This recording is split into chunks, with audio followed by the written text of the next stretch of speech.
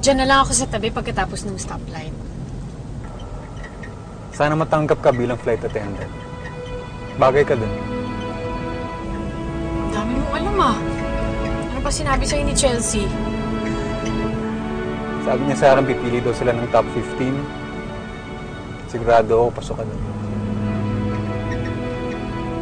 Good luck, ha? Basta hihintayin kita sa labas, okay? Ay, naku, wag na. Matagal pa to. Kaya ko naman umuwi mag-isa. Basta, good luck. Thank you, ah.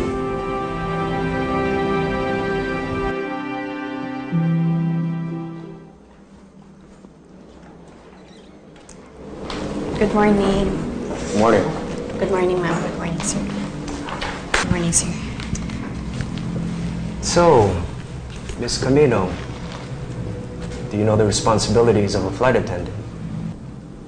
Sir, the flight attendant acts as an ambassador between the airline and its customers by making sure that the passenger is very comfortable during the flight.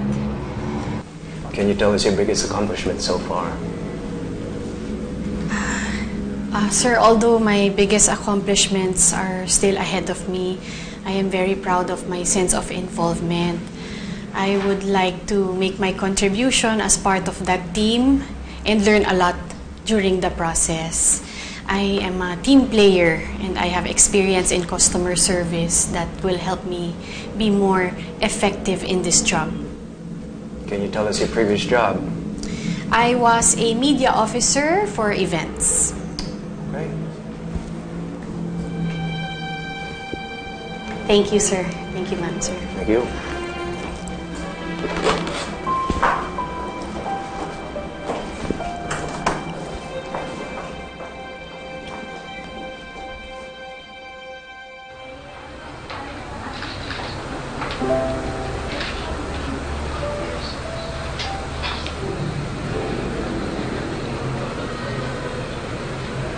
Number 14, Miss Liza Pinto.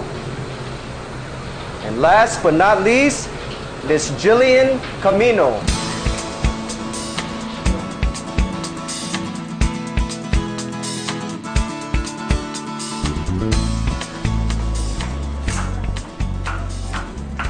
Jillian, Pao!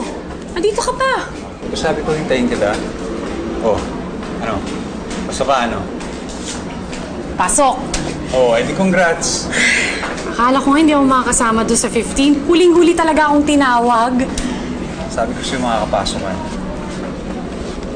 Dapat mag-celebrate tayo. May kainan dyan sa malapit. Okay lang sa'yo? Sige, pero may sasabihin ako sa'yo.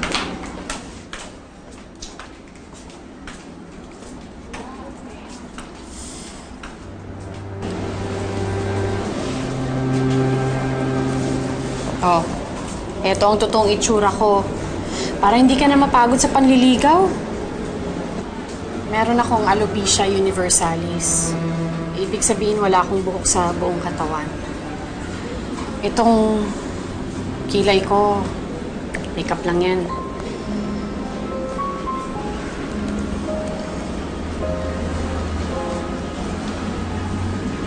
Sinabi na sa akin ni Chelsea yan.